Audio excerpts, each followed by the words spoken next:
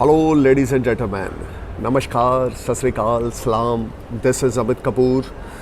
दोस्तों, हर इंसान के साथ जब जो भी इंसान इस धरती पे पैदा होता है, उसके साथ उसके पास्ट के कर्मा जुड़ते हैं। बिना पास्ट के कर्मा के हम इस ज़िंदगी में आगे नहीं बढ़ सकते।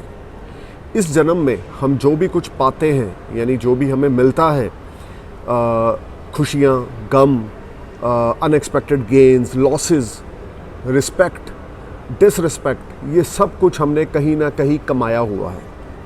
ये आप समझ के चले। मैं दोबारा रिपीट करूँगा। अभी आप जैसे सपोज करें, आपको कहीं से आपकी लॉटरी लग गई। आपको लगेगा यार मेरी तो लॉटरी लग गई, मेरी बल्ले बल्ले होगी, मेरी $1,00,000 की लॉटरी लग गई। तो दोस्तों, आप ये समझ के चलें कि वो लॉटरी आपकी लगी क्योंकि वो आपने कहीं ना कहीं वो पैसा कमाया हुआ था पिछले जन्म में। ठीक है, तो तभी आपकी इस जन्म में लॉटरी लगी। तो जो आज मेरा सब्जेक्ट है वो बड़ा इंटरेस्टिंग सब्जेक्ट है और ये मेरा एरिया ऑफ रिसर्च है एस्ट्रोलॉजी में, जिस पे मैं बड़े लंबे समय से रिसर्च कर रहा हूँ। और आज मैं आपको अपनी रिसर्च का एक छोटा सा हिस्सा आपसे शेयर करना चाहता हूँ, उन सब मेरे एस्ट्रोलॉजी के दोस्तों के लिए जो एस्ट्रोलॉजी सीखना चाहते हैं, एस्ट्रोलॉजी को मानते हैं। दोस्तों, बिना पास्ट लाइफ के कर्मा के ज़िंदगी में कुछ भी संभव नहीं है, ये आप याद रख के चलें। अगर मैं बोलूं कि मैंने ज्योतिष में ये किया तो मैं गलत हूँ, ज़ीरो हूँ मैं। I am nothing, I am zero. अगर मैं ये बोलूं भगवान की कृपा थी तो मैंने कुछ अचीव किया एस्ट्रोलॉजी में, या मैं करने की कोशिश कर रहा हूँ, तो वो थोड़ी सी बात समझ में आती है। अगर मैं ज्ञान बांट रहा हूँ या ज्ञान के बारे में डिस्कस कर रहा हूँ, ये भी मेरे कुछ पास्ट जन्मा के कुछ कर्मा हैं जो मैं इस जन्म में उस चीज़ से सुख भोग रहा हूँ, या आप लोगों को वो नॉलेज बांट रहा हूँ, या आप लोगों से कुछ सीख रहा हूँ। I am same as you. सिर्फ फ़र्क क्या है कि मेरे बर्थ चार्ट में शायद कुछ प्लैनेट ऐसे हैं जो मुझे रिसर्च से जोड़ते हैं, जो मुझे एस्ट्रोलॉजी से जोड़ते हैं, और मैं एस्ट्रोलॉजी से प्यार करता हूँ, मैं प्लैनेट से प्यार करता हूँ, क्योंकि मैं इनकी मूवमेंट्स के अकॉर्डिंग देखता हूँ कि इंसान की लाइफ पे कितना बड़ा इफ़ेक्ट पड़ता है। समझदार होंगे तो वो इन चीज़ों को समझेंगे, जो ना समझ होंगे उनके लिए सूर्य का रोज़ सुबह उदय होना और अस्त होना, वो कुछ लोग ये भी बोलते हैं कि ये तो सूर्य की ड्यूटी है, ठीक है ना, जबकि मेरे लिए ये सूर्य की ड्यूटी नहीं है। ये हम सब के लिए सूर्य देव की ब्लेसिंग्स हैं कि हम लोग सूर्य की प्रकाश में रहते हैं। सन लाइट आती है, सूर्य उदय होता है, सूर्य अस्त होता है, रात को मून होता है, फुल मून होता है, वैक्सिन मून होता है। सो ये सारी चीज़ें, ये मेरा रिसर्च है, ये मेरा दिमाग इस तरफ चलता है। आपका दिमाग, अब विराट कोहली जी का दिमाग क्रिकेट में चलता है, अक्षय कुमार जी का दिमाग एक्टिंग में चलता है, शाहरुख खान जी का दिमाग DDLG में चला, ठीक है ना, सलमान खान जी दबंग में चले, तो अमित कपूर का दिमाग एस्ट्रोलॉजी में चलता है। मेरे को एस्ट्रोलॉजी की बातें करके बड़ा मज़ा आता है। मेरे को किसी के साथ कंसल्ट, कोई मेरे से करता है कंसल्ट, मैं बोल रहा हूँ मैंने आपसे किया है, क्योंकि वो मुझसे सीख रहा है, मैं उनसे सीख रहा हूँ। तो आज जो मेरा टॉपिक है वो टॉपिक बड़ा इंटरेस्टिंग है, जो कि हमारी पास्ट लाइफ से जुड़ा हुआ है। हमारे बर्थ चार्ट में ऐसा कौन सा हाउस है जो हमारी पास्ट लाइफ से कनेक्टेड है, यानी जो पीछे हम कर्म छोड़कर आए हैं, कर्म करके पिछले जन्म में आए हैं, इस जन्म में एंटर हुए हैं, हमारे बैक के जो कर्म है, वो कौन सा हाउस है? वो है आपका 5th हाउस, जो मेरा एरिया ऑफ रिसर्च है, जिसमें मैंने बहुत बड़ा रिसर्च किया है। जबकि मेरा ये मानना है, लोग असेंडेंस को, 1st हाउस को लगन मानते हैं, जबकि मेरी रिसर्च ये कहती है your 5th house is like your ascendance, your 5th house is like your ascendance. I just give you one example. 5वां घर जो है वो आपके, देखें, लगन जो है वो आप खुद हैं, आपके फिज़िक है, आपकी पर्सनालिटी है, आपका रंग रूप, आप कितने सुंदर हो, कितने चार्मिंग हो, कैसी स्माइल है, कैसी थॉट्स हैं, कैसी आपकी ऑरा है, कैसा पॉजिटिविटी है, कैसी नेगेटिविटी है, ये आपका 1st हाउस है। कैसी एनर्जी है, ये 1st हाउस है।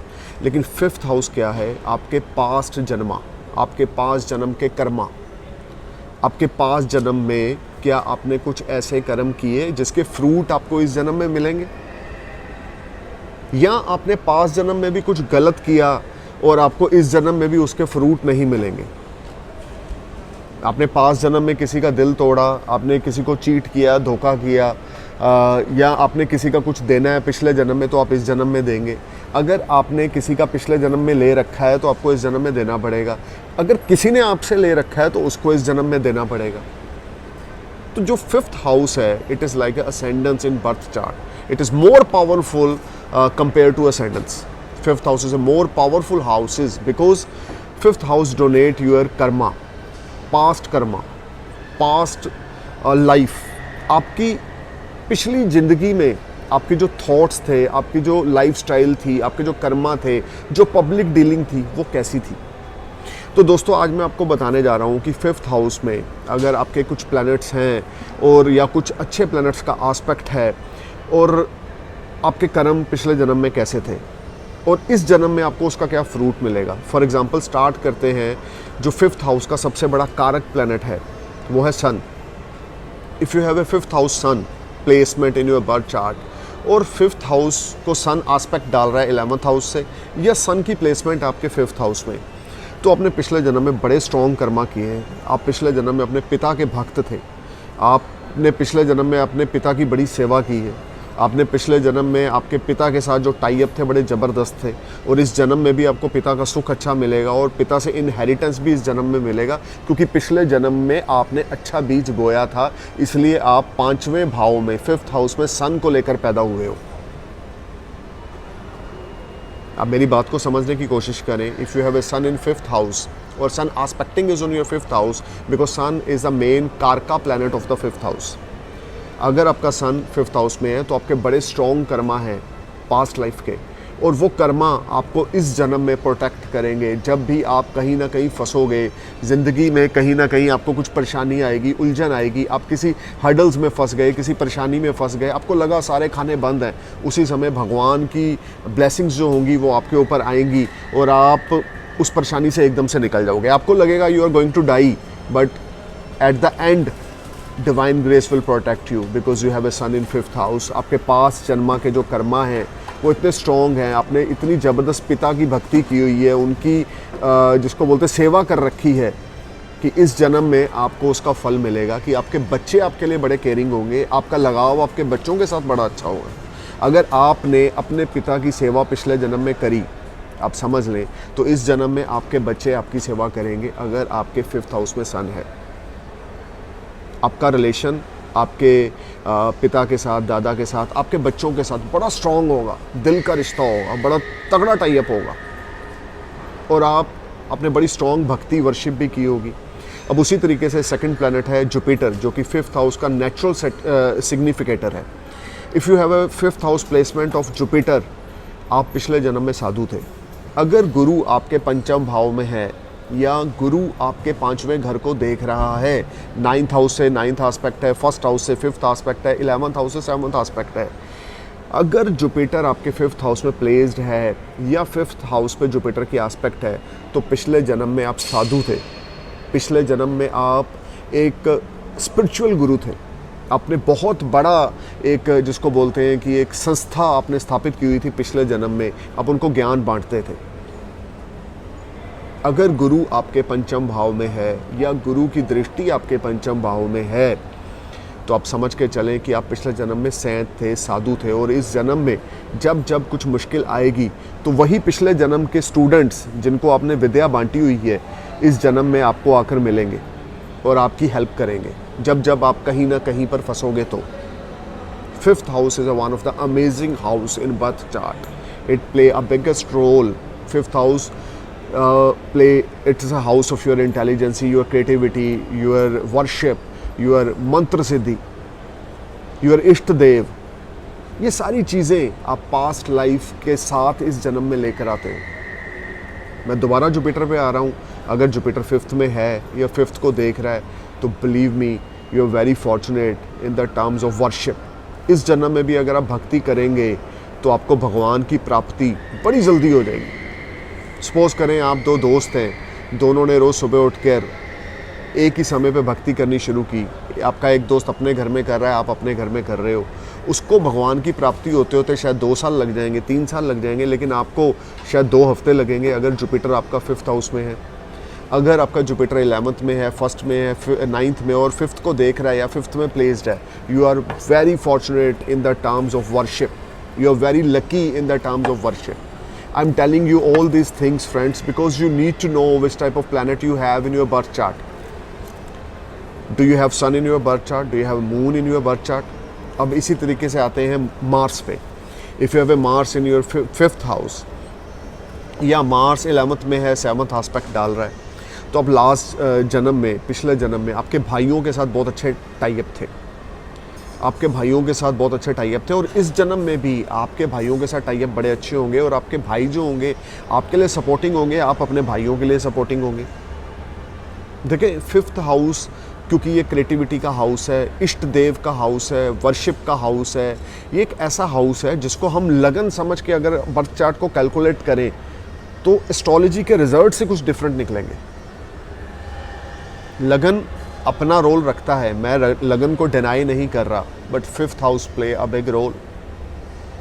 If you have a strong 5th house, do you have a Mars in 5th house, or Mars aspecting is in your 5th house, it means you are a very fortunate man in the terms of relationship with your brother, relationship with your blood relation brothers, जिनके साथ आपका खून का रिश्ता है, जो आपके सके भाई हैं, वो आपके लिए बड़े हेल्पफुल होंगे, आप उनके लिए बड़े हेल्पफुल होंगे। और आपने पिछले जन्म में इतने स्ट्रॉन्ग कर्मा अपने भाइयों के साथ कर रखे हैं कि इस जन्म में जब भी आपके ऊपर मुश्किल आएगी, आपके भाई जो होंगे वो आपको प्रोटेक्ट करेंगे, सपोर्ट करेंगे, किसी ना किसी तरीके से करेंगे। अब उसी तरीके से अगर वीनस आपके 5th हाउस में है, ये बड़ी इंटरेस्टिंग बात मैं आपको बताने जा रहा हूँ। If you have a Venus in 5th house, or Venus aspecting is on your 5th house from 11th house, because Venus has 7th aspect, तो भाई साहब जो आपके स्पाउस होंगे, यानी जो आपकी बीवी या आपके हस्बैंड होंगे, अगर आपके 5th हाउस में शुक्र है, पहली तो आपकी लव मैरिज होगी, इतने ज़बरदस्त रिलेशन होंगे आपके स्पाउस के साथ कि आपकी पत्नी या आपके पति आपसे पूछे बिना एक पत्ता तक नहीं तोड़ेंगे। मैं ये नहीं बोलूँगा जोरों के गुलाम होंगे, नहीं, लेकिन रिस्पेक्टफुल नेचर होगी एक दूसरे के लिए। If Venus aspecting is in 5th house, अब लाख लड़ लो, अब लाख एक दूसरे से दूर रह लो, लाख सेपरेशन कर लो, लेकिन आपका डिवोर्स नहीं होगा। पिछले जन्म में आपने इतनी ज़बरदस्त दिल से अपने स्पाउस के लिए भक्ति कर रखी है, पिछले जन्म में आपने इतनी ज़बरदस्त अपने स्पाउस को इज्जत दे रखी है कि इस जन्म में आपको, अगर आपका वीनस 5th हाउस में है या 11th में बैठकर 5th को देख रहा है, तो आपका जो स्पाउस होगा ना, अब लाख लड़ लो, 6 महीने से आप अलग रह रहे हो, आप एक फ़ोन कॉल करो, ये काम है वो 1 मिनट में कर देगा, क्योंकि वीनस आपका 5th हाउस में है, जो कि पास्ट जन्म के साथ उसका कनेक्शन है। देखें दुनिया में हर एक चीज़ प्री प्लान्ड है। जहाँ पर इंसान की सोच ख़त्म होती है, वहाँ पर भगवान की सोच शुरू होती है। We all are zero, we all are like a kathputli. Ritesh Khanna साहब का वो डायलॉग है ना, बाबू मोशाय, हम सब रंगमंच की कठपुतलियाँ हैं, कौन कब किसकी डोर कट जाए ये सब ऊपर वाले के हाथ है। सिर्फ एस्ट्रोलॉजी एक साइंस है जो आपको अवेयर करती है।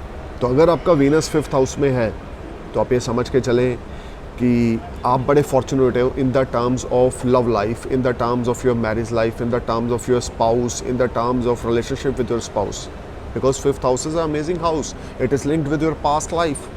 मैंने बहुत से ऐसे स्पाउस देखे हैं जो आज के समय में भी एक दूसरे के लिए बड़े ऑनेस्ट हैं, बड़े दिल से प्यार करते हैं, बड़ी इज्जत करते हैं एक दूसरे की।